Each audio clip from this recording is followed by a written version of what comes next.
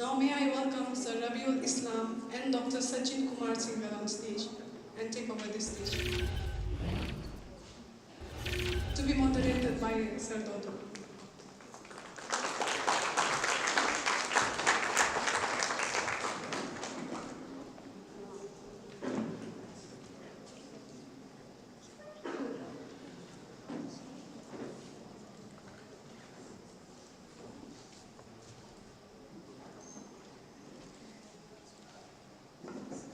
I'm sure you all must be tired of seeing my face on the stage again and again. But it's afternoon now. We started in the morning. We went from good morning to good afternoon. First of all, thank you, both of you sirs, for being here and discussing a very important topic.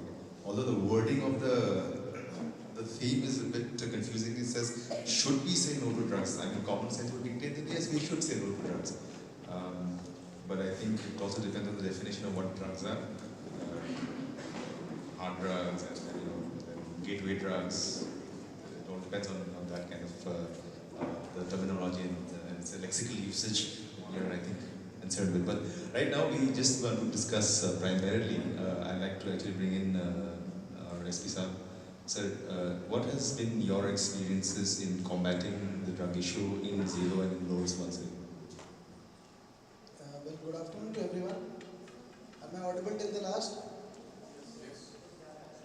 So, first of all, thank you very much for inviting me for this session. Well, quite a relevant topic, I would say. Not for this district, but as a country, as a world, for the world as a whole.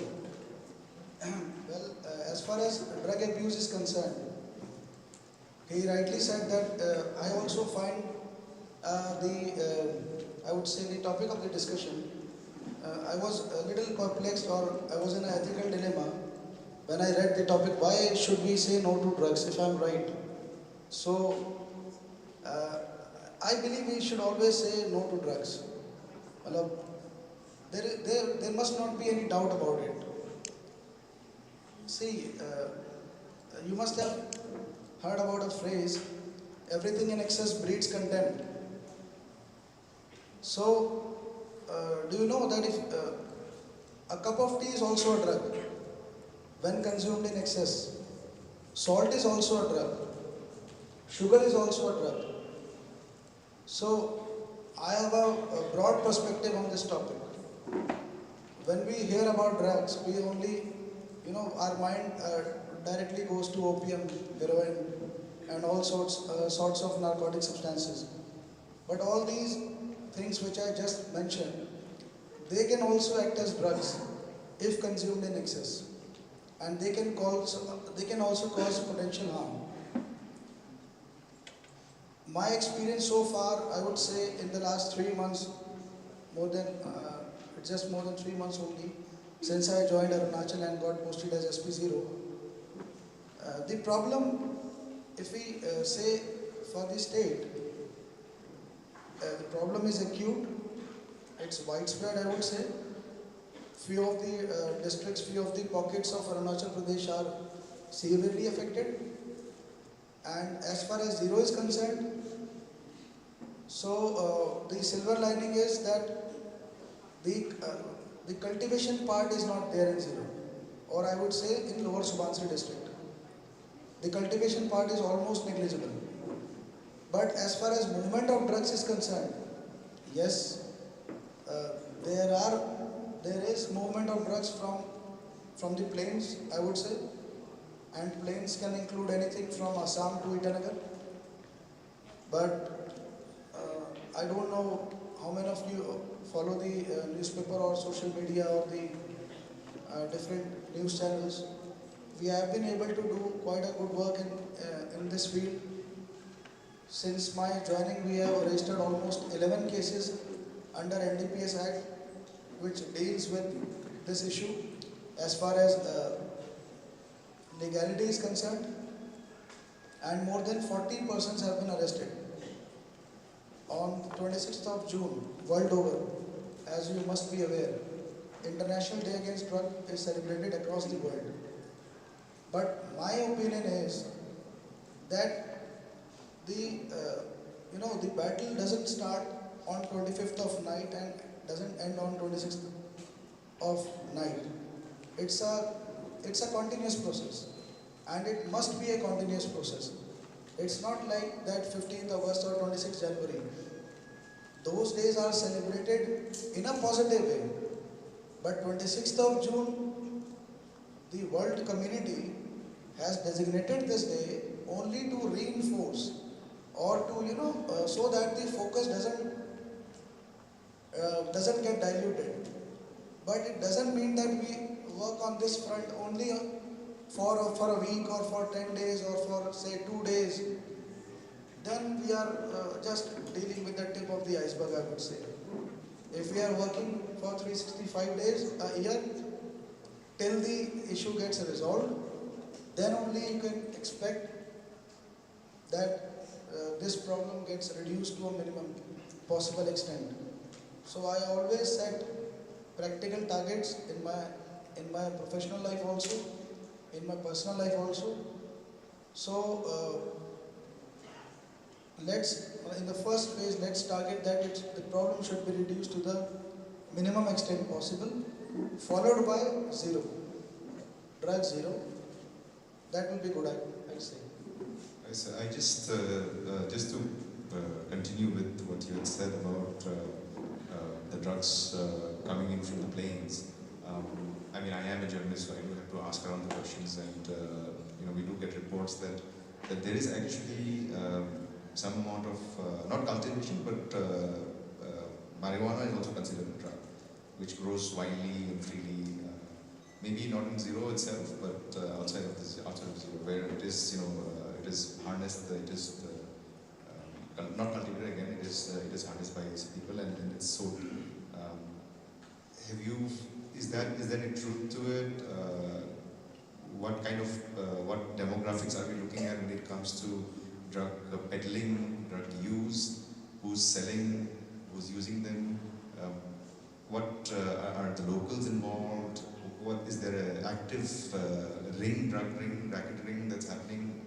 What have you learned in these past 3 months?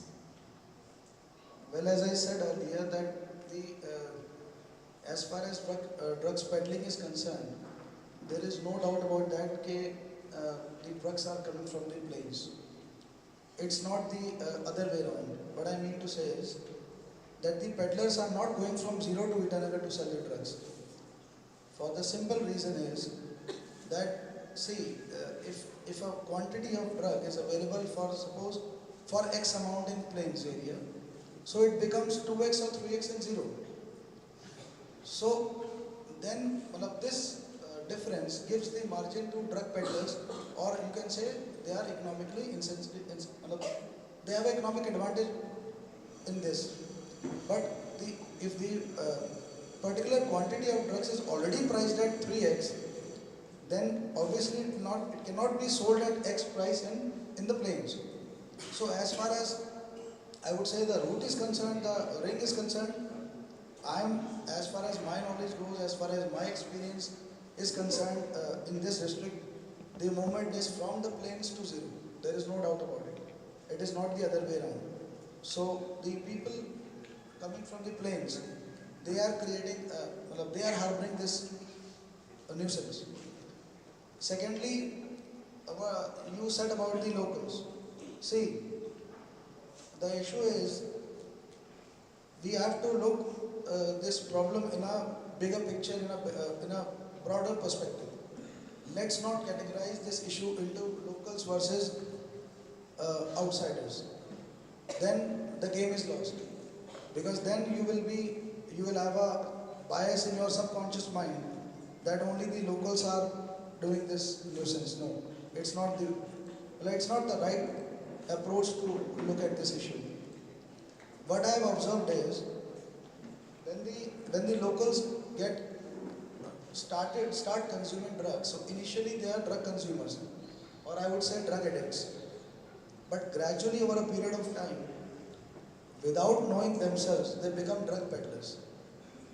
Because when they understand that yes, there is a economic benefit also if we become a drug peddler, and there is an economic advantage also. And what adds to their issue, well, the problem is that they are unemployed. So they find, I would say, employment in doing peddling of drugs from planes to Ziro. So this issue is not about locals or outsiders.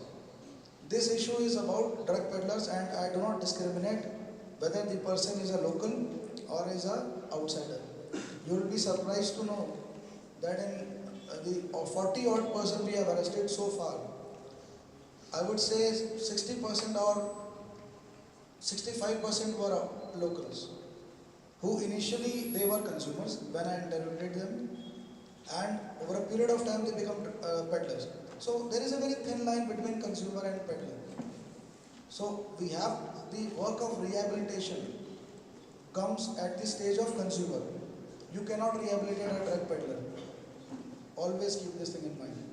Because at that stage, the economic dimension, is so deeply engraved in his mind that even if he is being sent to some rehabilitation center, once he comes back, he'll again start doing the same thing.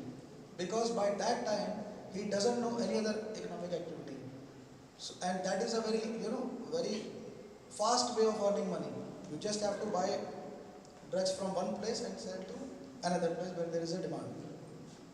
And the third point which you said, which you asked about is marijuana, which is, you are asking about its wild growth. So the statement is completely, is partially true, I would say, that in Yachuli area of our district, there is some sort of wild growth of marijuana. But the silver lining is that it's not at a bigger scale, first point. Second, it's not being promoted or cultivated by the local. It's self-growing. And we are taking action against that growth also. So, as SP Zero, I am quite, this issue is very dear to me because, see, many people don't realize it, don't consider this issue from a family point of view. But drug usage should be considered from a family perspective. There is a saying that if you educate a man, you educate a single person. But if you educate a woman, you educate the whole family. So same thing applies to drug usage also. In case of drug peddlers, the whole family is not consuming drugs.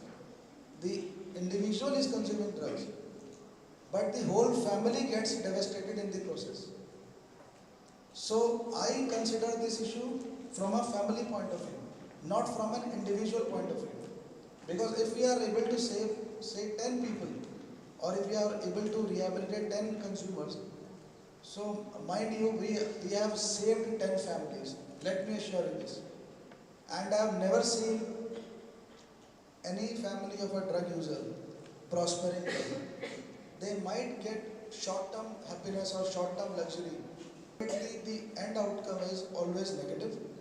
It can be, it can be, jail sentence for that, for the accused, or he can also succumb to so much depression and all those negative things that he might take his life.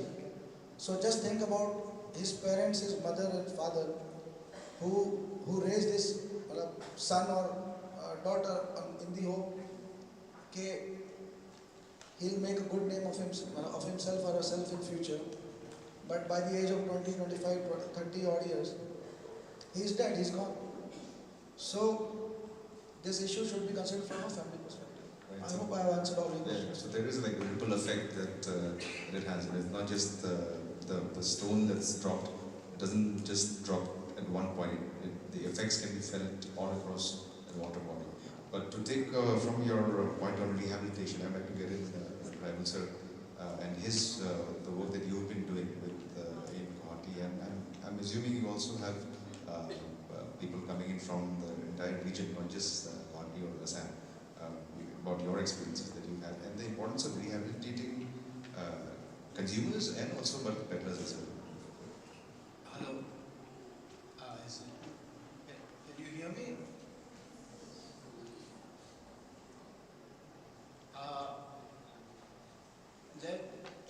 aspects to drug addiction. It's a major social challenge today. It's an epidemic. The government had mostly ignored or disregarded this issue for many years, decades. Till 2019, a national survey on substance abuse was done by the ministry, Union Ministry of Social Justice and Empowerment. And it was a very comprehensive survey which gave this alarming figures of alcoholics, addicts, different substances all over India, state-wise. And it said that drug addiction is an epidemic. Drug addiction is not only an epidemic in India, it's pandemic, it's all over the world today. And it's something which affects us in so many ways. It's like say, if you have another disease, addiction is also a disease. It's a mental disease, a substance abuse disorder, which most people don't realize. And this disease, although other diseases like cancer or something, you go to a medical intervention and you work on it. But in this, it affects not only the physique, it affects us psychologically, it affects us socially, it affects us spiritually, economically. So when we talk about rehabilitation or de-addiction, we have to work on it from all sides. And we follow personally, not only me, most of the rehab centers in India, we follow a therapeutic model called therapeutic community model. So this is a treatment model where the rehabs are run by recovering addicts, ex-addicts. The staff are ex-addicts, the patients are there. So there's more link, we can communicate better with the addicts. And I personally, for almost 25 years I was an addict and now 27 years clean. So the problem is we work on this field with, although things look pretty hopeless now and then when we see the magnitude of the problem all over, but we personally, our work works on one day at a time with hope and faith. In our treatment module, there's also God. In medical model, there's no God. It's science, pure science. We have to work on the physical aspect, psychological aspect, and the spiritual aspect also. We have to work on how a higher power, we talk of a higher power who can help us get back to this life process. Addiction is it's progressive. What someone's taking today, after a few days, it increase. Tolerance levels also grow. So you need more and more and more till a time comes when you are totally obsessed with this chemical of choice. And you can't think of anything else from morning till night but how to get it, how to find money for it. And slowly the other bondings which we have with life, with people, with family, with friends, everything starts disappearing, eroding, and we become totally I-centered. I-centered, so you can think only of the drug. It's an anti-life process, addiction. And it's eating away into our communities, our societies, all over, very stealthily, very surreptitiously, you know. And 4 years back, what was there? Today, even village level in Assam, you get heroin. 4 years back, it wasn't there. 10 years back, you could get only in the metros. Now it's spread. And this, the marketing strategy of these drug cartels are, they know human psychology. because it involves billions of dollars, and these people, they work on it in ways that we can't imagine. And when we talk of rehabilitation, de-addiction is different, rehabilitation is different. De-addiction is to get the guy away from that craving of the drug, and physically and psychologically. And physically it takes around 21 days to really get off the craving. After that, it's psychological, because along with the obsession with the drug, he's also adopted and developed a lifestyle, a way of thinking, attitudes, behavior, which is totally different from other people. It's I-centered. And now when you go into recovery, you have to get out of that also. You have to start thinking we. So how to go about that? We have a program. We follow the 12-step program of Alcoholics Anonymous, the biggest self-help group in the world today, and responsible for more healing and more life-saving than all the therapies put together. And this is a self-help model. Ours is also a self-help model. It's you, it's your life. You have to make it beautiful, not somebody else will, play some magic and help you out. God can do that with His grace, but ultimately it's the person himself who has to get well. He has to make his life beautiful or a mess. So that is the broad outline of it. And I'd like to add, since this is a literary festival, I thought I'll come with something more literary.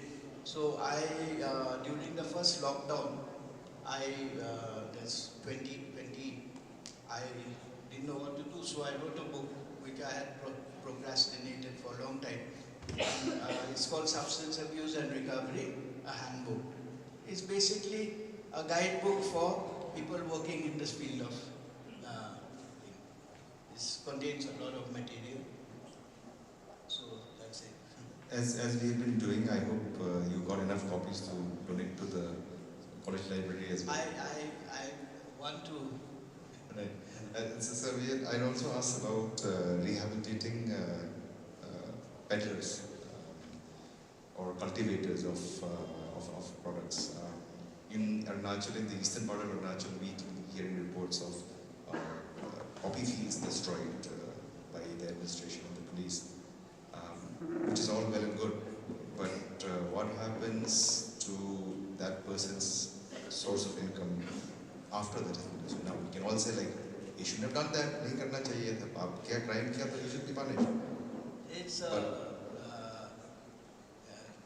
growing poppy was a tradition amongst some of the tribes in East Arunachal, and it's we call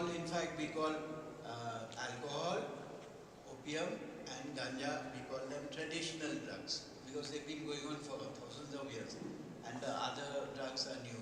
So, and there are a whole lot of other drugs. So, Kani, it's like jhoom cultivation. Like now you want to stop jhoom cultivation for environment, but you have to provide them some alternative. So now when you stop the poppy growing, you have to provide them the alternative. So it's not just a question of reduction, supply reduction. Now the SP sir and the security forces, they can stop sale and all.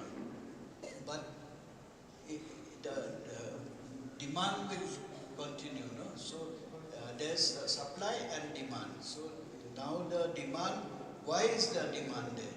Is it because of some vulnerability within our collective consciousness, or is it something which we have to work on? It involves so many factors: biological, genetic, your environmental, your lot of factors, economic factors, employment. Everything comes into the picture to make a community vulnerable to that increase in demand. When you have a bleak future, when you see a bleak future, the youths are weak, no? They do any sort of sedative measures. So, SP sir, what's your personal and or professional take on rehabilitating peddlers? Well, I'd say that rehabilitation is not my domain, first of all. Secondly, it's a good thing, no doubt about it. It's a bigger concept than drug de-addiction. The rehabilitation is like, you are reintegrating that individual into the mainstream. By the usage of drugs, he got disconnected from the society, from his family, from the mainstream, from the legal source of income, from a proper employment. So by rehabilitating an individual, you are ensuring that you are restoring his life basically. So it's a bigger concept than just drug de-addiction. And you are giving him a new, a ray of hope to live. And that too without drugs. Because I always say that life is beyond drugs actually. जो यहाँ youth बैठे हैं, I don't know how many of you consume drugs. लोगों को लगता है आजकल movies में भी बहुत ज़्यादा इसको फ्लैम्बॉयंट वे में दिखाया जाता है. तो मैं यहाँ की यूथ के लिए यही बोलना चाहूँगा कि असली नशा करना है तो मेहनत और सक्सेस का करो.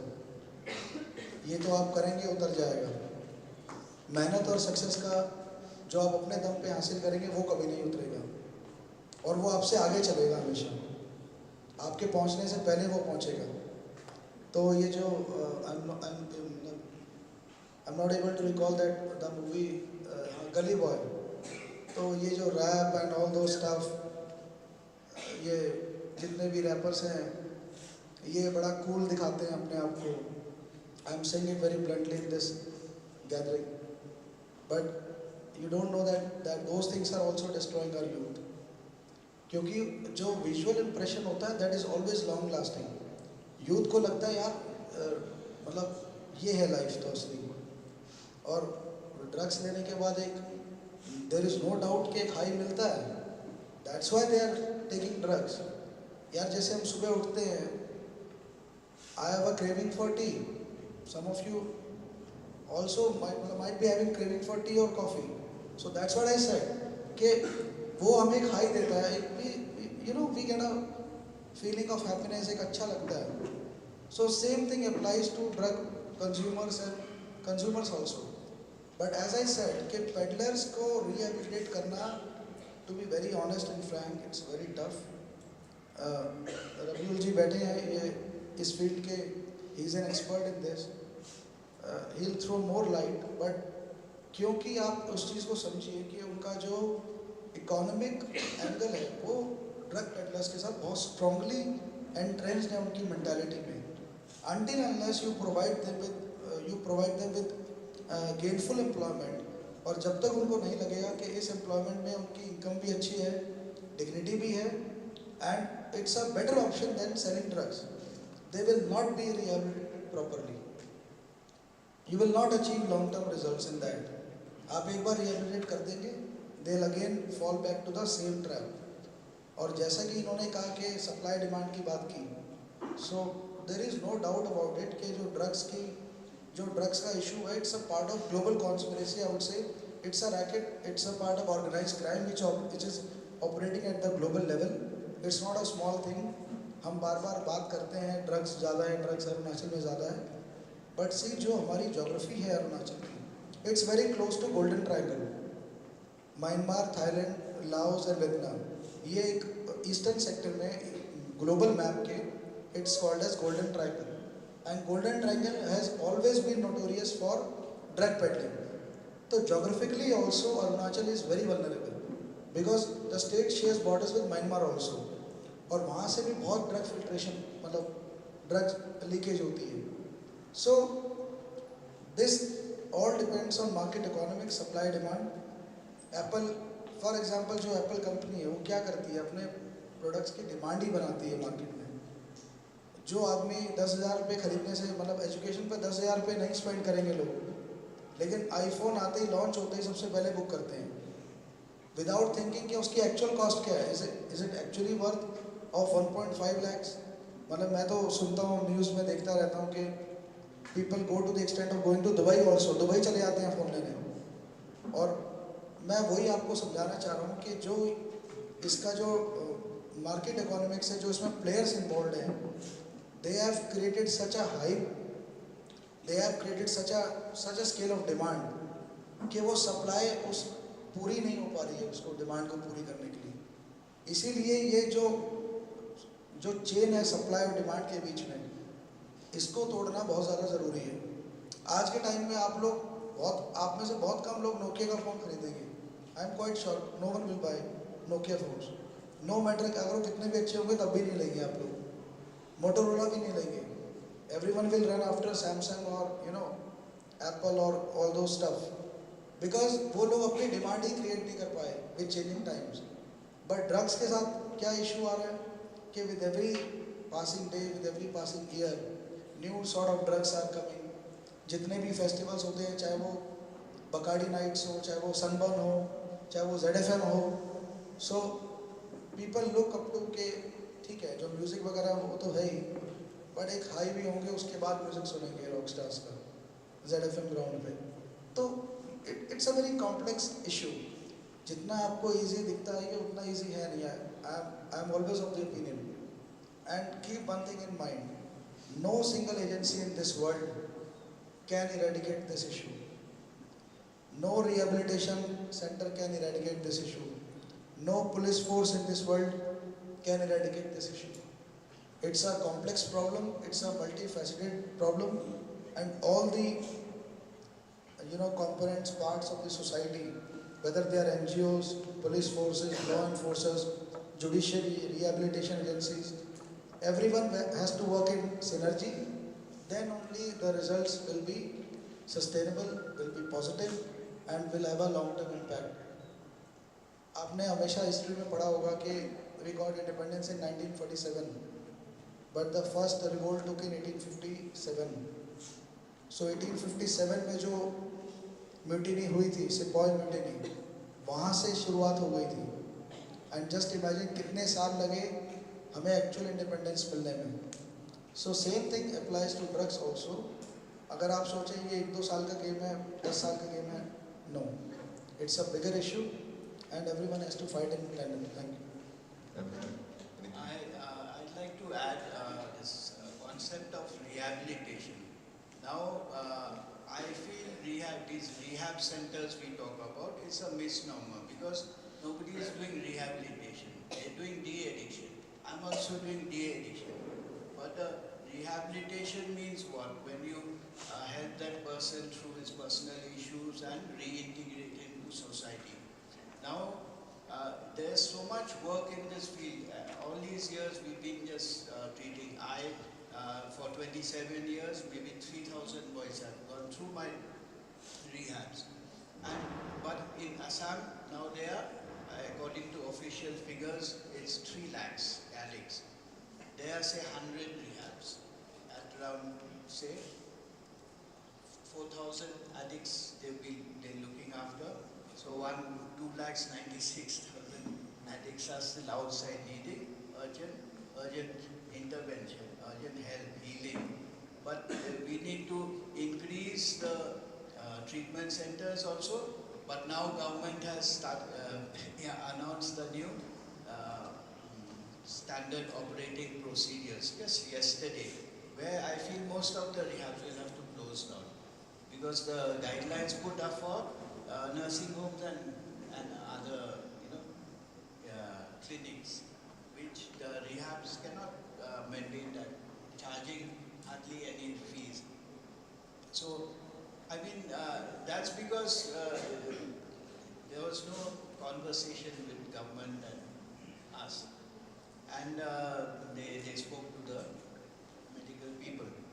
So rehabilitation, now most of the youngsters who are falling into the trap of addiction, they are maybe in the teens or for skills, and they start abusing and they get impulsively and compulsively they're on the substances at a crucial time when they have to learn so many skills, communication skills, life skills, other skills too, career skills.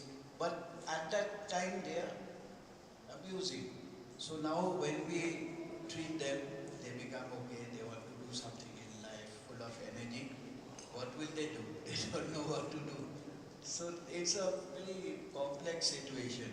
And now the government of India has announced Nisha Mukt Bharat Abhiyan, that is in after that national survey. And Assam, they announced war on drugs with a lot of fanfare. But then to get into the actual work, there's no coordination. Because we've been working in isolation for so long. The police are with themselves, we ourselves, health department, apna se hai. You know, it's the policy makers are on their own. So there's been no coordination, and unless we have a coordinated approach, and coordinated approach with a coordinated response, a societal response which can make people inclusive, like SP sir was saying about everybody getting involved, right from academics, NGOs, other government departments, the common man. Each individual has a stake in this, has a responsibility to do something needful, you know, to stop this menace. And if we as a NGO who are working at this 24 hours, if we can get the opportunity and the support from government to create this community mobilization, if we can mobilize the entire community into acting inclusively in this program, it's self-help. The community has to work on it themselves. Each place, they have to work on it. Each para, each city, town, it's their problem. No? So broadly speaking, it's firstly it's a multi-layered issue. One that is there's economic aspects to it. There are societal aspects, there are personal aspects, but mental you need health that issues. coordination. And also yes, and then I there has to would be request Mr. Peacock to take this up with the central government, and I mean it's a serious issue. It should not be left to the government alone. Right, sir. I was since we are running short on time, just one last thing that I wanted to bring up was your personal journey of 27 years of sobriety. I'm sure has seen its ups and downs, and I was told that music played an essential role in your personal rehabilitation, which is why the guitar has come out. The music was before that. I think music was the thing which kept my balance and harmony and made me survive those years of abuse. And after that, but it was a vicious cycle. I could write, I could sing, I could play the guitar, and everything which people want to do.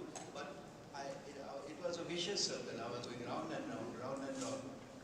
Finally, when I came into recovery, God's grace, I joined up with Kripa Foundation in Shillong, started the center there in 1995. And then things are happening, and I always have this feeling of hope and faith in whatever I'm doing. So after I came into recovery, I felt my wife was she had a big role in me coming back to the life process. So one day I was in I wrote a song for her. So it's called the Recovery Song. I'd like to sing it to you. I hope you like the lyrics. That's great, sir. I think we'd like to end on a musical note. Can I have a chair from there, please?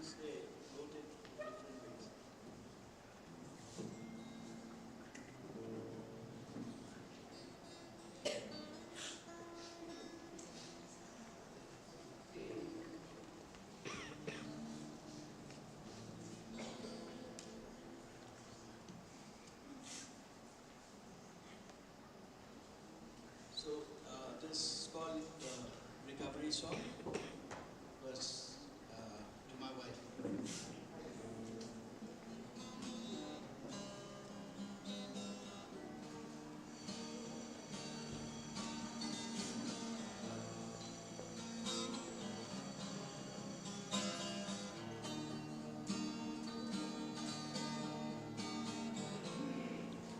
As I trudged up and down, hiding all my pain, you came into my life, bringing hope again. And you were oh so young, laughing and full of joy. And you brought in happiness, and then you brought in the boys,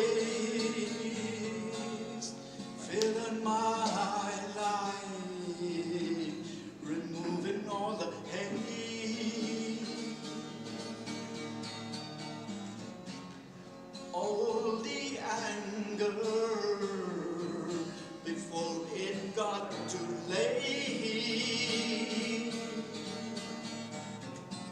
The smile that came on back, grimaces and pain,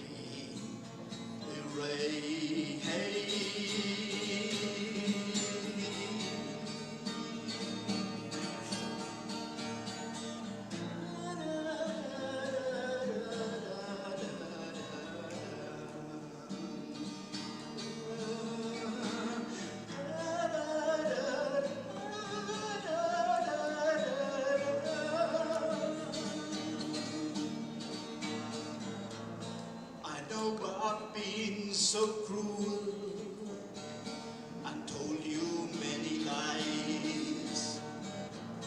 I know I hurt you so much till you even wanted to die.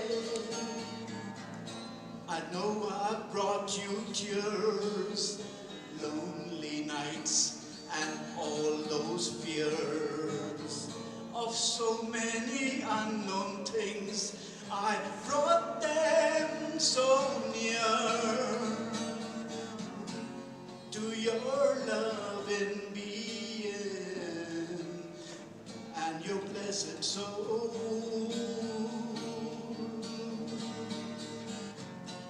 to your loving warmth brought heartache and cold. But yours, loved one at last, can you feel it now? The change, the change.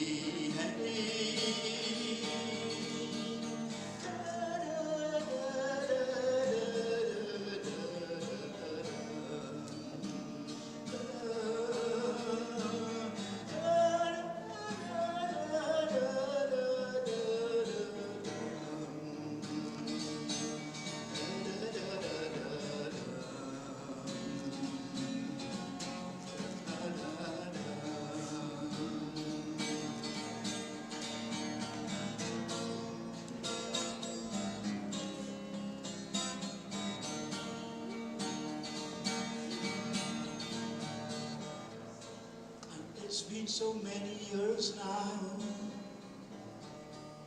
that you've given me your life, and it seems like forever now that you've been my wife. And there's been trying times, and yet there's been so much joy. And there's been so much pain for you and the boys.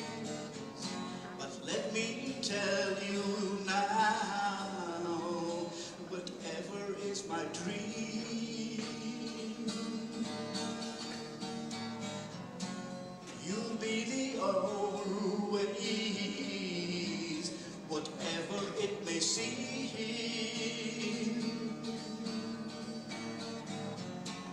Let me tell you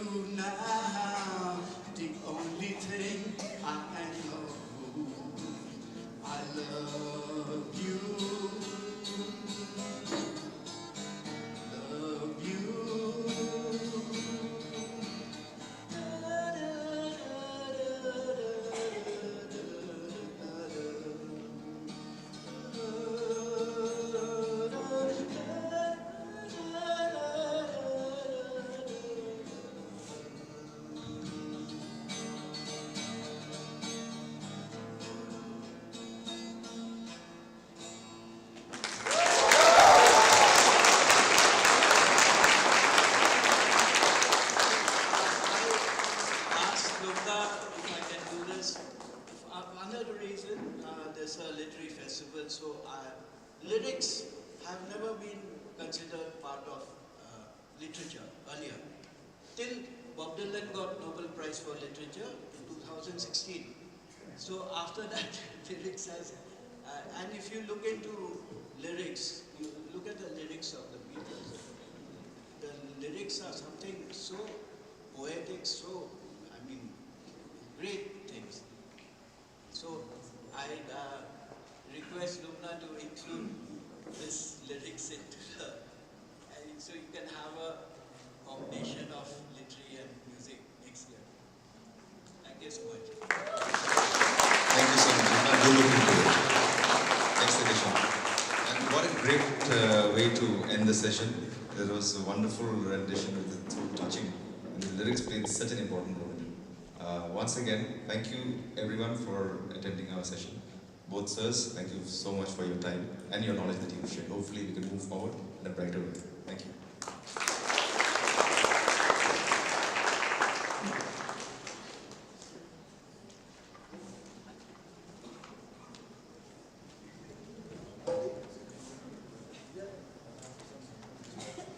Thank you for a wonderful performance, sir. I and the audience are overwhelmed by the performance of Sir Islam. And thank you, Sir Dodo and Sir Singer. As I heard Sir's performance, I was reminded of Shakespeare's one of the greatest lines, where he says, "If music be the food of love, play it on, play it on."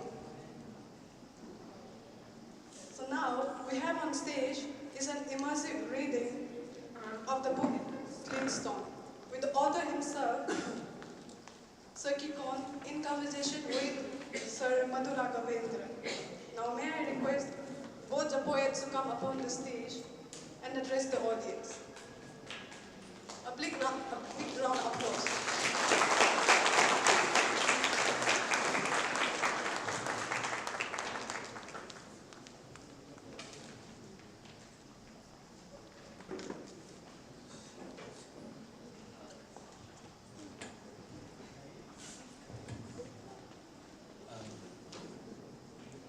It's really a privilege and honor to be in conversation with Monty Kikon. And today morning we were enlightened by all his initiatives, endeavors, apart from being a two-time MLA. And I was telling him that you are defying in so many ways Shelley, because some of my workshops were called Poet, the Unacknowledged Legislator. So you're defining Shelley, poet, and becoming the acknowledged legislator, and you are a legislator. So a big round of applause to that, for being a poet and a legislator. I mean, I love how this session follows the previous one, because मतलब नशे की बात हो रही थी और मतलब कह ही रहे थे कि क्या नशा करना है, तो हम दे रहे नशा सप्लाई कर रहे हैं यहाँ पे, आप करो ये नशा, बहुत बढ़िया नशा है. And I'm so happy दो नशे करने वाले स्टेज पे हैं, because I don't know, we can actually open with that how do you write, because मुझे तो एक सप्ताह कुछ लिखा नहीं तो हाथ कांपने लगता है, तो मुझे रिहैब में जाने की hopefully ज़रूरत नहीं पड़ेगी सर. तो but I think how does writing come to you? Let me begin with that. How does it come to you? As a passion, as a nasha, what does it come to you like? Thank you, Madhu, for very colorful introduction. I consider writing as a passion, but it's also a discipline. So there are a lot of writers in the history of humanity who've already said a lot of things about writing. It's a lot of that, as well as the simple lesson that I've learned, is that if you want to write, just sit down and write. You don't need a mood, you don't need to be inspired, but if you have a discipline, then you would, it's like I have an addiction for coffee. So once you have inculcated and developed that discipline, if you don't write, then you don't feel that your day is complete. Like when, as a reader, if you don't read something, even if I'm inaugurating a multi-crore project in my constituency, I don't feel satisfied. So usually for a politician like me, we don't have much time. I get up early in the morning and do my writing and reading. But then, like all of you, thanks to our smartphones, we're addicted to looking at it every few seconds or minute. I have developed using that. I have developed ability to read on Kindle and like it even. Because for those of us who grew up reading books, we like the smell of the book, we want to read the books, and we only feel satisfied even though the knowledge imparted or imbibed is the same. So just giving you a brief background where I stand on writing. No, that was absolutely a perfect opening, because something he mentioned, I don't know if your students missed, is the discipline part of writing. It's not like, it won't just happen. You can't wait for inspiration to happen. You kind of write. And as I did share with you in some of my workshops, that writing bad is equally important, but writing is important. So, with books, what you said about the smell of books, I think that's a nice segue to get into this segment. We are here to celebrate the books, Monkekon's book, Sling Stones, and it is published by Rupa. And one thing which is very interesting is, the cover illustration is designed by an Arunachali artist called Ogin Nayam. And how did this book come about? Let me get from there and then That's going to take a lot of time. This is my third book of poems, and I wrote this because I felt the urge, the need, and it somehow kept nagging that you should write a book which should explain who you are. So I was telling my 10-year-old daughter, because she knows me only as a poet, so I was telling her, I'm a poet. Then she asked me, then how come you have bodyguards? I said, that's because I work for a girl. So in our conversation, I came up with this answer, and I hold true to that, because when I was in college in Delhi University, there was one time I visited one of my friends to have Naga food, because we love our food, and because it's smelly also, but it's tasty also. We went there and we had food, we met pork akuni, and the next thing I knew, the next day the house owner chased him out of the house because the food was smelly. But for us, it's part of our identity. It's part of our food culture. And then I realized that if you want to define who you are, if you want people to know who you are, if you go beyond the stereotyping, the generalizing, because the tendency of any human being is to immediately generalize somebody, you'll have to explain yourself. If suppose somebody were to ask me today, what is a Naga? Who is a Naga? I wouldn't have a book that explains who is Naga, except some anthropological books. I mean, not some, many books on anthropology or Naga identities are there. But if you were to explain them in a short form, in a form of poems, then how do you do that? So it got me thinking. I said, yeah, the word Naga is an exonym. It's not even an endonym. It's not even the name we call ourselves. But how did that identity, come into being?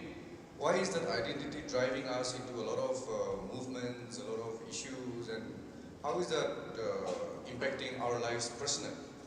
So those questions are very simple, basic questions that anyone will ask yourself if you want to know yourself. So, in the course of knowing yourself, I realized that we only have knowledge of about 300 years of Naga history, because we come from a culture which practices oral tradition. So the written aspects of our history were first by the Britishers when they came. So of course we have the Ahom records and all that, but what is accessible is the British accounts, both the political and the anthropologist accounts. So from there I could understand and sense who we are, how they described us, how we would, as told to us by our grandparents, by our parents, describe ourselves. So if I were to offer someone a book explaining to them what my identity, my culture is, I thought that I should write a book explaining every aspect of it, from the interaction with the colonial administrators, the British East India Company officers, the missionaries, and then later on to the Naga movement, and till date. So what are the ideas? What are the food culture, or whether it's the clothes, or whether it's our movement that defines us, has to be put in the form of poetry. So for instance, there's one poem which we'll discuss later on food, on how we use sesame seed to cook pork. So I just wanted to explain it in detail, because if I were to ask somebody to know, read something about the Nagas, that they should go in depth. On the surface, you have a general opinion, you have a stereotypical, perception. But how do you get into it? Only when you get inside, you will know. So that's when I realized I should write a book, and that's how this book came about. Sorry for the long explanation. This is what we are here for, because, and definitely our very esteemed friends who are writers, artists are here, but to always remind ourselves this is more about the 100 students who are sitting here, and it is to enrich their minds. So please get as much as detail as you can. Because I also want to tell you that when you are writing about stars and the moon, that is fine, but to look into the culture. I mean, this book is a celebration of culture in so many ways, and we read poems from it. And I totally agree with, when at times India is touted as a veg-eating country. I myself am veg, but my partner, who happens to be a Dalo, I end up buying meat almost every other day for her. And that is what love and brotherhood and neighborhood does to you. And so expressing that through art is very important, because the nuance and the small aspects of culture, like he said, maybe we won't go to read an anthropological book, but if you read his poems, it's very enriched with that kind of feeling. And what you can say with poetry, not definitely going out of context, but there's an Adivasi poet from Jharkhand, one of my friends, Jacinta Keket, a fellow writer. Just 2 lines of a poem, how she is Adivasi and how things are affecting her. वो ये कहती है हिंदी में कि वो हमारे सभ्य होने का इंतजार कर रहे हैं, वो हमारे सभ्य होने का इंतजार कर रहे हैं. They are waiting for us to get civilized. वो हमारे सभ्य होने का इंतजार कर रहे हैं, हम उनके मनुष्य होने का.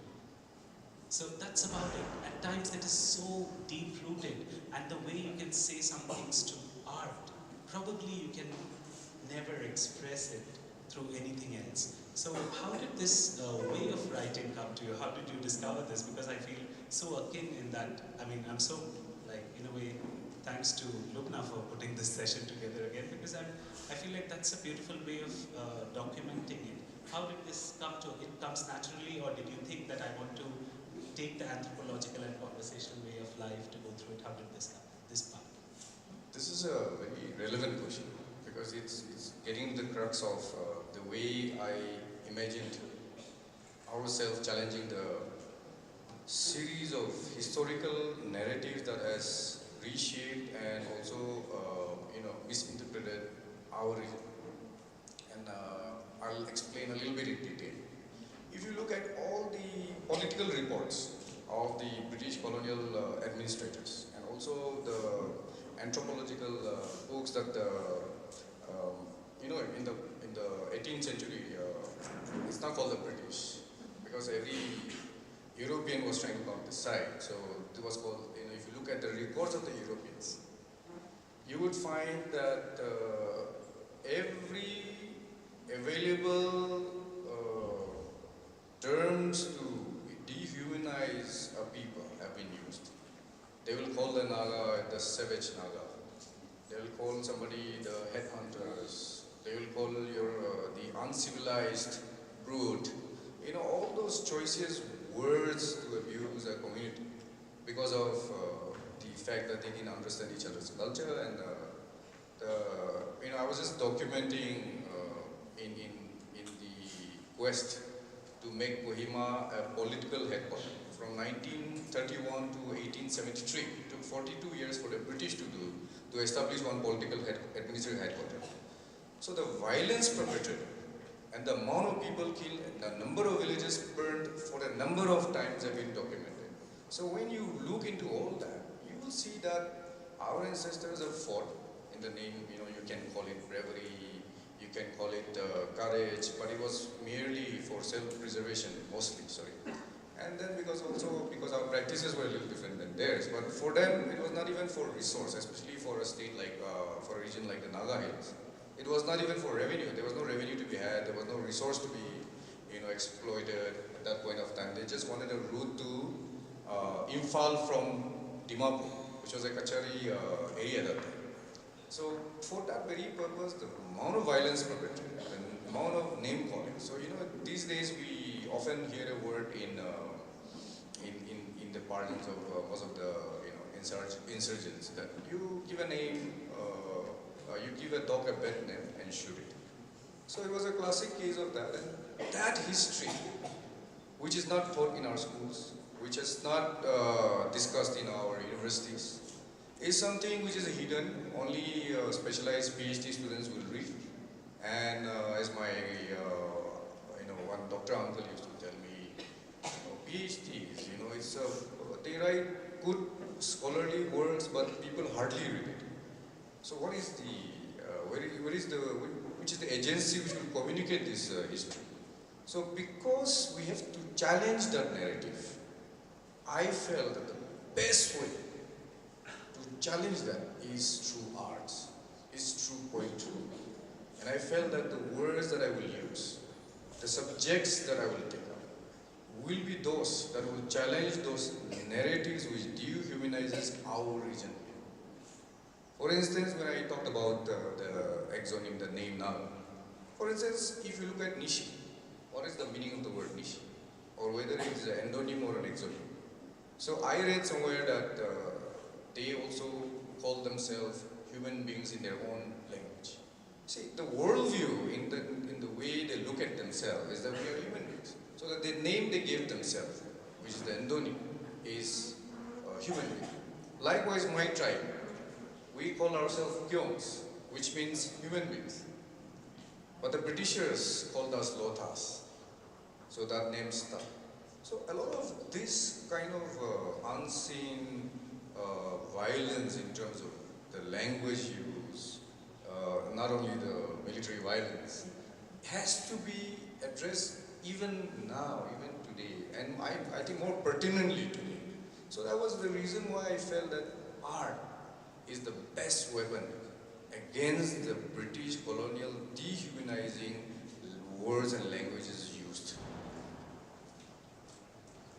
And that emerges from the book. I mean, even at least if you're not even buying a copy of the books for the students, at least have a look, read through it, and you will easily also able to understand if you want to document the current scenario of things. There are many ways to do it.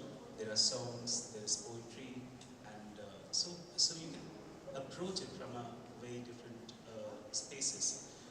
And speaking of spaces, also I want to jump the gun and go to publishing also, because you published it from Rupa, and also we want to celebrate the poems, read through the book a little bit. A few he will read, a few I would like to read poems that we just saw a while ago.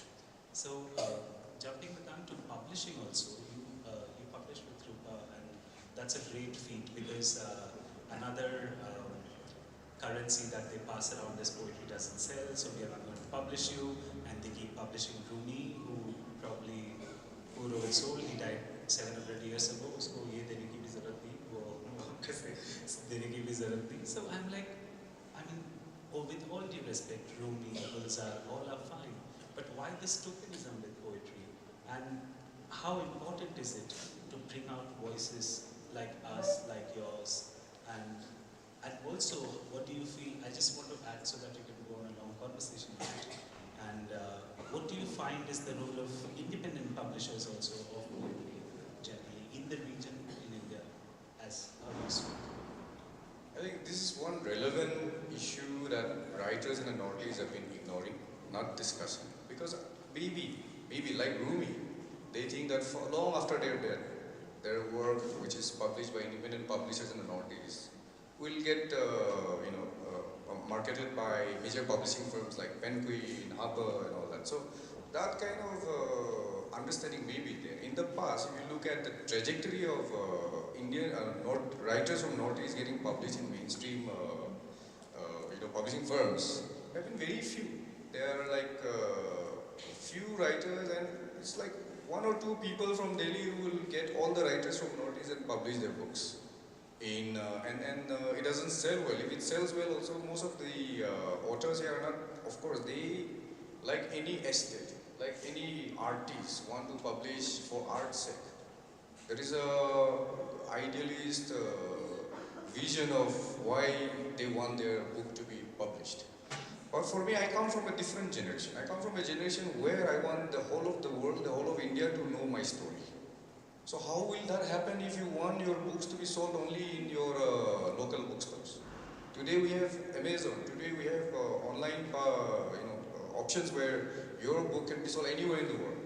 Like my poetry is now bought, downloaded through Kindle elsewhere, out of the country. It's possible. The trust is like this. Number one, some of the publishing firms who've been publishing books from the Northeast. When I first came to Arunachal, Mamang Dai gave me a signed copy of his Pensang Hills, the first book published by Penguin. So I was very impressed that somebody from Northeast, those days we were students and I was a student of literature. So if somebody got published from Northeast by Penguin, it was a big deal. It's really is a big deal for us. But today, if you look at the whole Indian publishing scenario, they are slowly coming and publishing books from this region. The thing is, when a major publishing firm comes, and this is where the real debate starts. What Devajyoti said in the morning is something I totally agree. However, in order to publish, to take your ideas to the maximum number of audience, because unless we do that, there will be no interaction, there will be no understanding of each other's culture if they don't read about us. When we were young, we read about the Mughal Empire all the time. Today they have to read about our story. And how does that happen? So we have to, I think, latch on to the idea that major publishing firms, when they publish your book, they market it well. Your book will not sell even 1,000 when it's published by, 1,000 copies when it's published by independent publishers. Not that I'm against them, not that I'm not supporting them. But if our books, our stories, our outputs are being taken up by major publishing firms, what happens is every airport you go, you'll find your book. So people will quickly pick up. Every bookstore you go in any part of the world, you will have 1 lakh copies sold. No? So the struggling writer also will get some money. But most importantly, your stories will be good. So I believe in that concept. It's my personal opinion. There are people who, for art's sake, will not want to be published by major firms because they have problems with, the commercial aspects of them, and that is where they feel that if people want to read them, they'll anyway find them. But for me, I believe in the concept that I think you'll have to reach out to people. I want to publish my next book.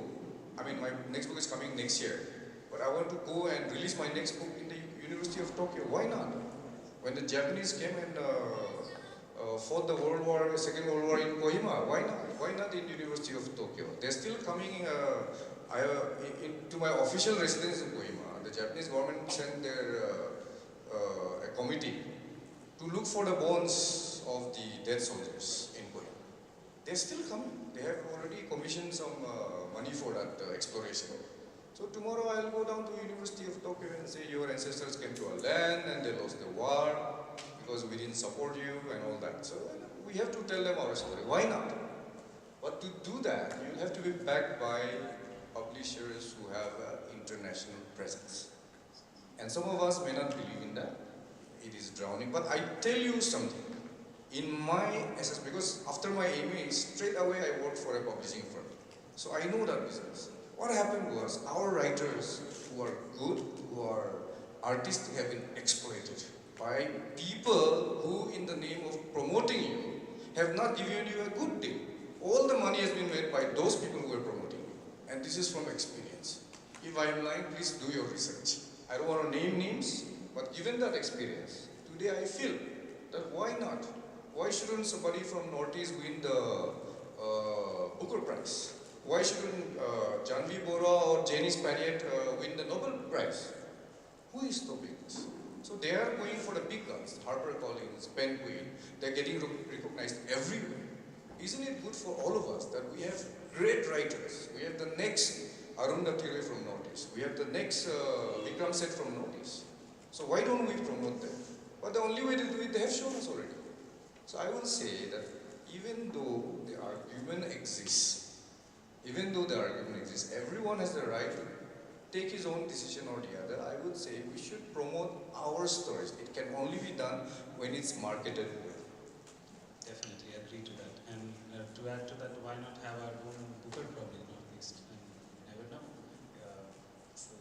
But yeah, this is definitely a great perspective. And to add to that, then there are aberrations to it also.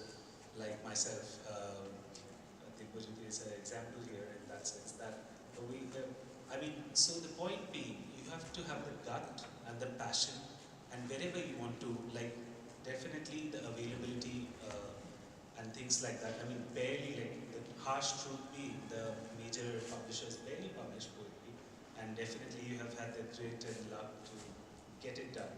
And but the idea is not to be discouraged and keep writing. Like Professor Ampi is also here. She keeps publishing from independent publishers. A lot of us do. And so a lot of us do, but we also take it globally. Like Subi takes her books to London and it's being read there. Like, and there are, so the point is, keep writing whatever you want, poetry, fiction, get it published from whoever comes first to you. Also keep trying for the major ones, aim for that.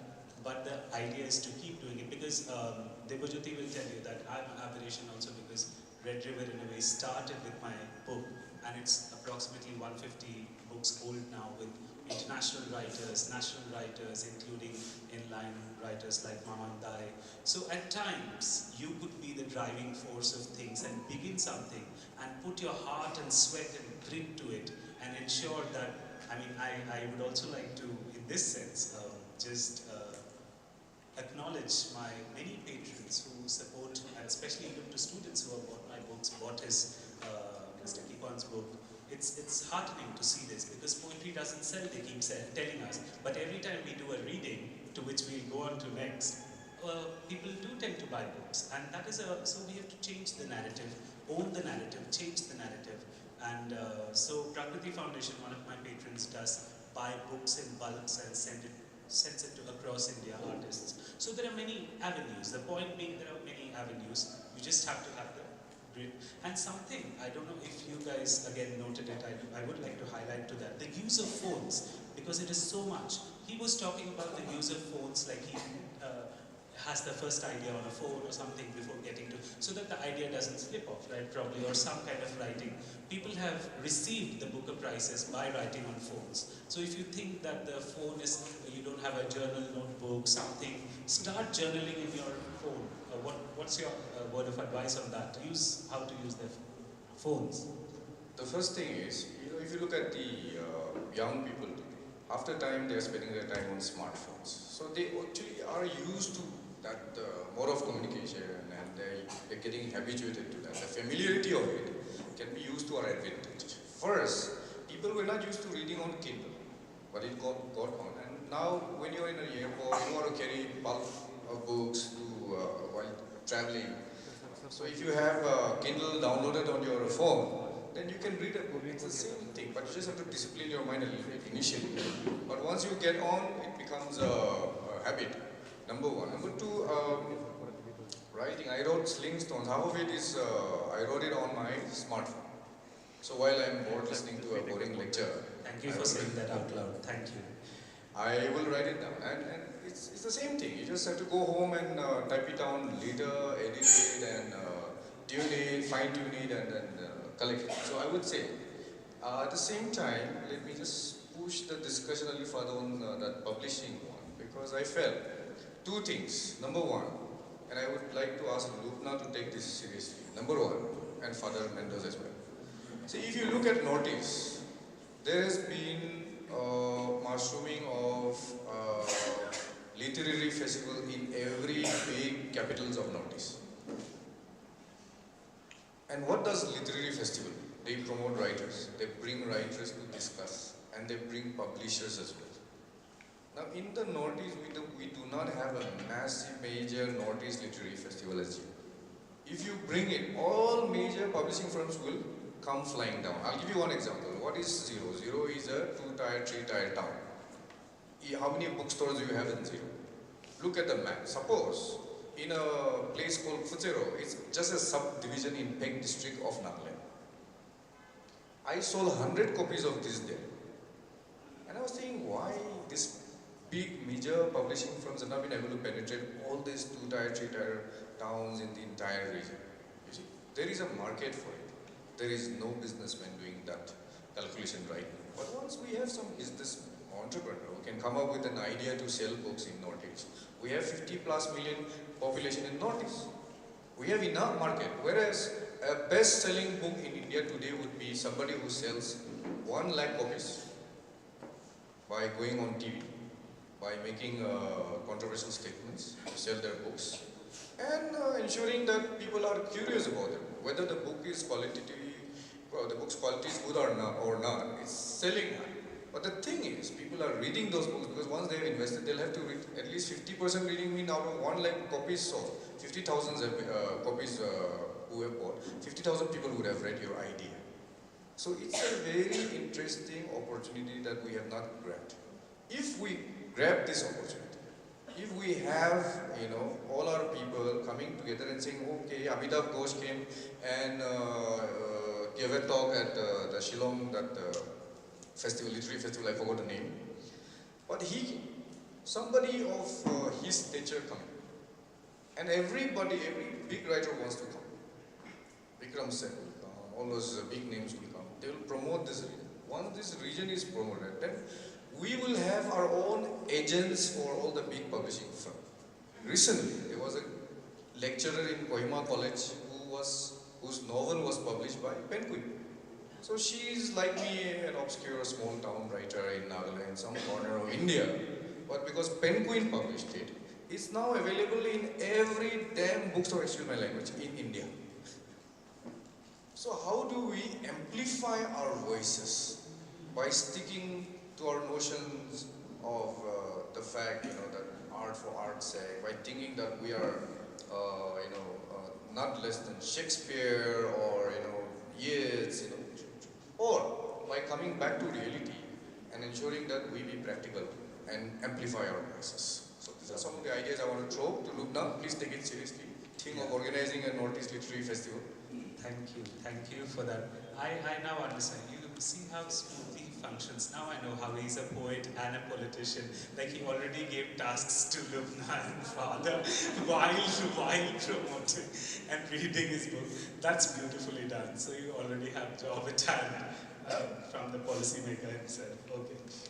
So we would like to finish this session in a way, end this year, but he'll be available for lunch and things. So if students want to have one-on-one discussions with him, please do, and the book signing also. So because they are saying we need to come to an end of the session, and I would like to read this couple of beautiful poems, and then he will end it with the poem Sesame Seed. So look at the culture and things like that in this poem. 37. By the warmth of a fireplace. A kitchen is a burning fireplace, logs of wood and fire, a crackling fire, a warm beside, as knuckles cracked in a blanket upon the chiseled cot. Smoke engulfs you, nostrils light up to the particles of unseen ash. You become incense, fire, smoke, pork broth boiling, luscious bamboo shoot, streaming trails of aroma. Fire is food, life is pork and bamboo shoot.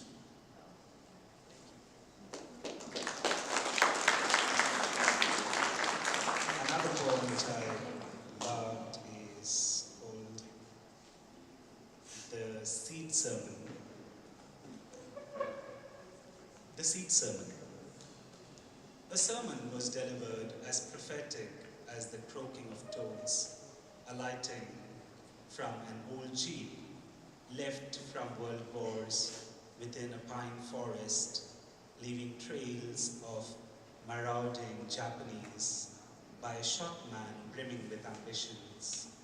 A voice so smooth few would lean away, holding back a yawn, shoulder on a birch tree to a seedy brilliance for birds and insects to cheer. Embalm, preserve your tribal instincts. Outstrip all newness.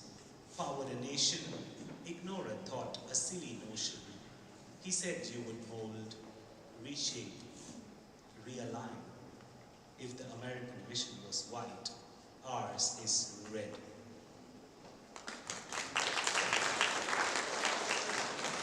I wouldn't have ended my part of the reading than any other poem. I like humor and poetry a lot,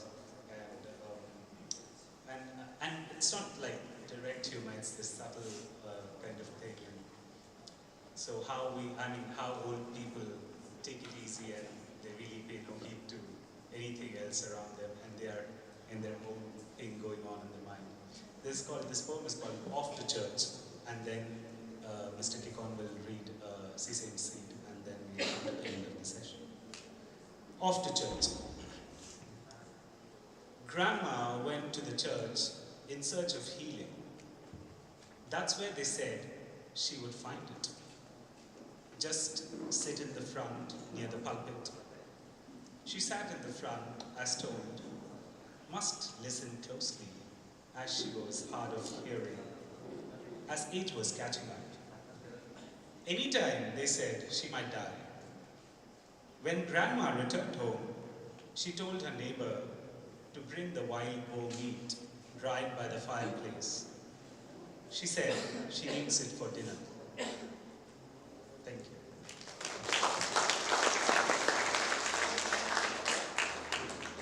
Sir, I want to apologize to you. I would not read the poem that I was telling you about, the Sesame Seed. I would encourage you to read it, but I'll leave you with two points. Number one, when the white men came, we had a lot of misconceptions about the white men. The guns they used, we thought was a stick where a fireball was being hurled upon us, and we thought that this can be doused by the stem of the banana tree and a banana plant. And when they realized that the fireball was piercing through the stem of the banana plant and hitting them and they died, they realized that this is a technology we don't know about. So we lost the war to technology. Number two, and that was at the height of British Empire's supremacy. They have just defeated Napoleon and they came. Napoleon was a short man and they were taller than us. Secondly, the armies they brought, the cookies, the shams, the whole infantry they brought with them were from different communities. So one community was used to defeat the other community in their quest for order in the region. Now, the Nagas believed, and this is true of all the tribes, this is written, and everybody thought that this white man is slightly inferior to us as compared to the man in the plains, because they're white, they're not brown. But we are not white, we're not brown, we are red. That was their concept. So I'll leave you with an African story told by Chino Achebe, if I'm not mistaken. That was about identity. A rat decided that I am a cat. He said that I'm a cat, I'm not a rat. And he told his community that he's a rat, he's a cat. The rat community felt amused. How can a rat, who looks like us, who eats what we eat, call himself a cat?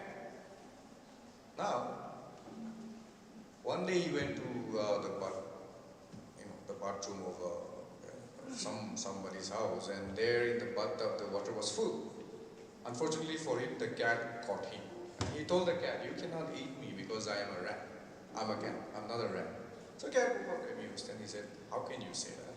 You don't look like you don't look like me, and I'm very hungry." So the rat told the cat, "Give me one moment. I'll prove to you I'm a cat." And he jumped into the water in the bathtub and he committed suicide and died. The logic is a cat will not eat a rat which it has not killed. So when it cannot eat a rat, the rat's conception was, since he cannot eat me, I am like him, and therefore I am a cat. So in order to prove to the cat that he is a cat and not a rat, he committed suicide. Thank you all for listening to my stories.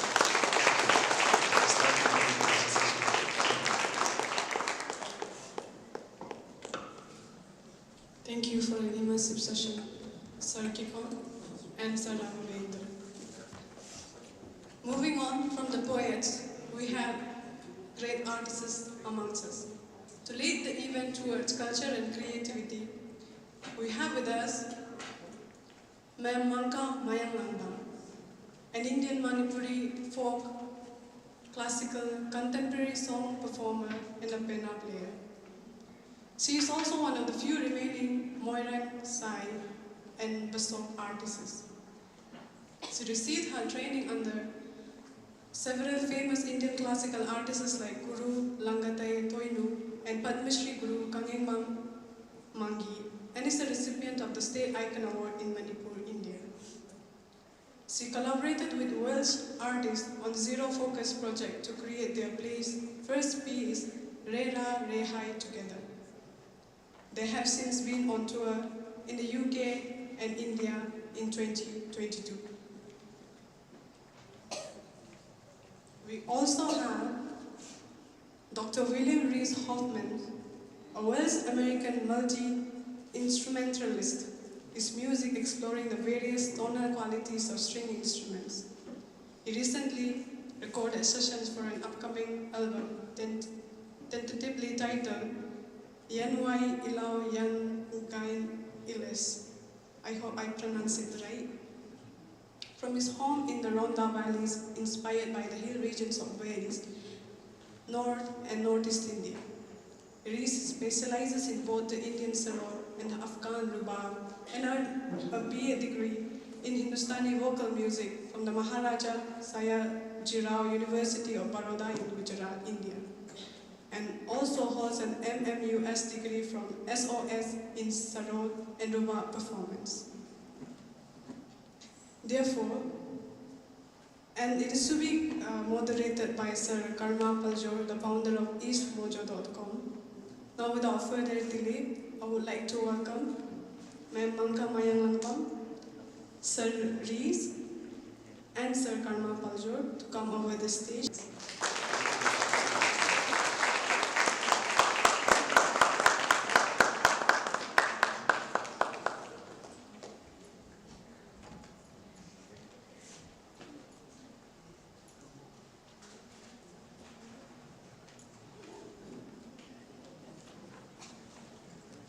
Hello.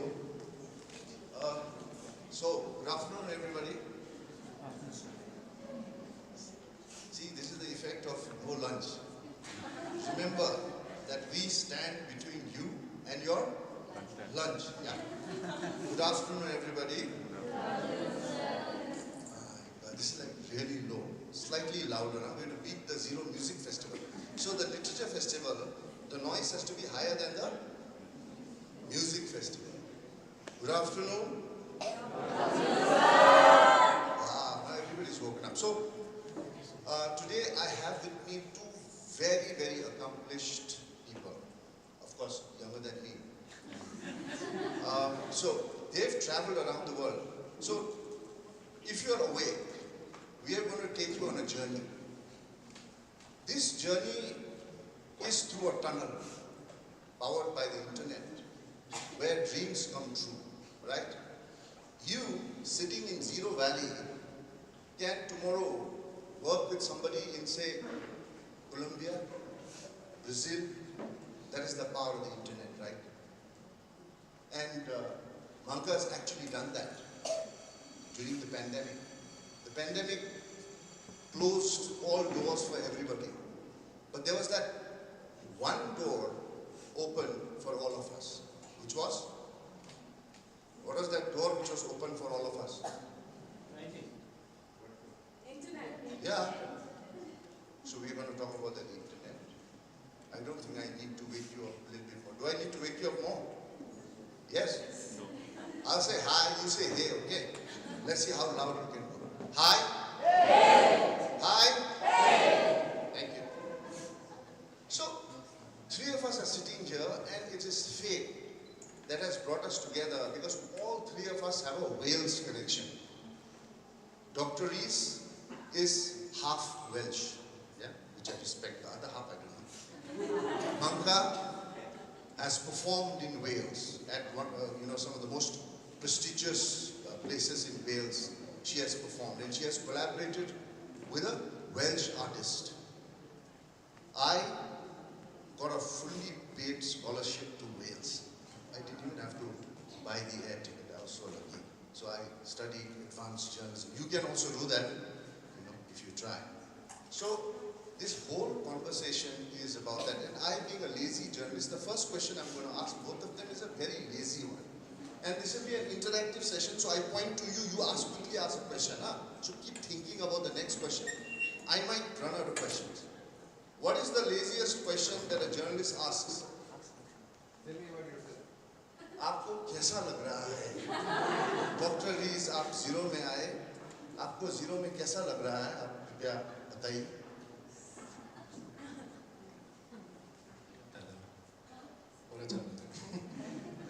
सुनाई नहीं दिया है. Clearly बोलिए आप. बहुत अच्छा लगा.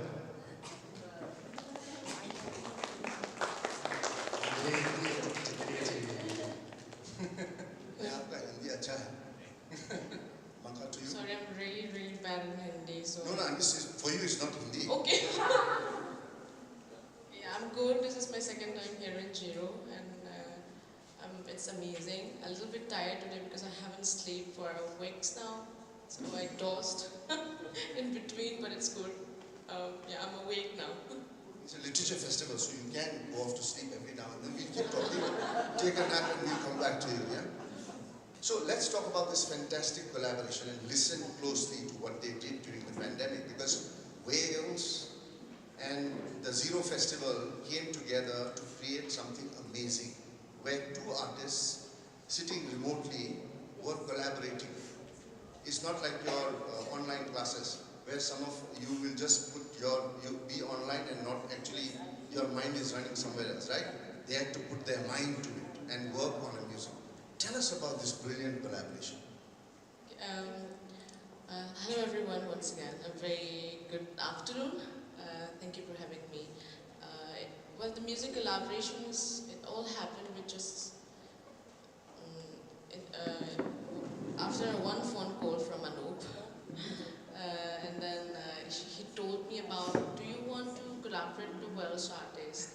And I was doing nothing at the time because it was during COVID. And I said, of course, why not? It's amazing. And then he sent me a couple of few links of Welsh music by Edith. And she's from totally different genre. Electronic, pop, but she sings in Welsh. And that, that amazed me. And then I said, yes, I'm ready for it, because I'm a folk, traditional performer. It's totally different. And then he set up a meeting on Zoom. We met for I don't know, not many times, I think. We just met a couple of times with officials from Focus Wales and Ziro Music Festivals. And then they left it to us, me and Edith. I hope she's with us today with me, but unfortunately she couldn't make it. So, and then we started sharing music online. And she have a home studio and I have mine. We started recording inside our living room, and then we shared what we record, and then we mix out in 3 different versions. It's just one song, but it turns out to 3 different versions. And the song comes out, and first we discuss about what should we name the song and about the theme and all, and said, let's do something different. I'll sing in my own way, Manipuri language. You sing in Welsh. Let's speak about from where we grew up, and that would be, different. And let's just stick to the originality. And then we come out with the name Re Ra Re Re. Actually, it doesn't have a meaning. It's just Re Ra Re Re Re Re Ra Re Re Re. It's like humming. So she couldn't bring up a proper name, so we just end up naming that into Re Ra Re Re. It doesn't have a meaning at all. So it is not yet released officially, I think, but yeah, October or November. I really love the collaboration, and it's going to be releasing soon. That's how I collaborated with Edith online. Can you help the students sing with you the few lines? So she'll sing and you guys will have to follow her. Let me hear the beautiful voice of Ziro and see if you have the power to sing with her, yeah? It's a privilege to sing with her. Come on. Yeah, it's a very simple words. Edith also sing that. I mean, the way she sings is very fancy, but I believe you are going to sing it more beautifully. It's like Re, Ra. Can you repeat after me? Re, Ra. Re, Ra. Re, Rai. Re, Rai. Re, Ra, Re, Rai, Rai, Rai. I think you can do more louder. Yeah. So let's start with the rhythm. It goes like 1, 2, 3, 4. You can follow after me. Yeah. 1, 2, go. Re, Ra, Re, Rai, Rai, Rai. Re, Ra, Re, Rai, Rai, Rai.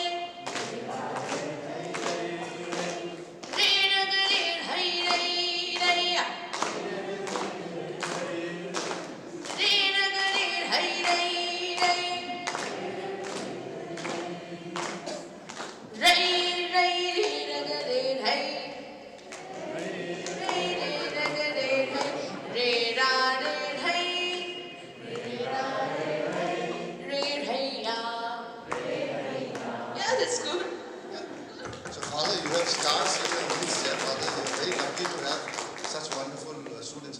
Now I'll come to Dr. William. Yeah. So when I first heard of Dr. William, I really thought that I'd be meeting this very grumpy old man, who will make life difficult for me. But yesterday we really had a good time at the music festival, and I'm glad he's not what I thought he was. Yeah.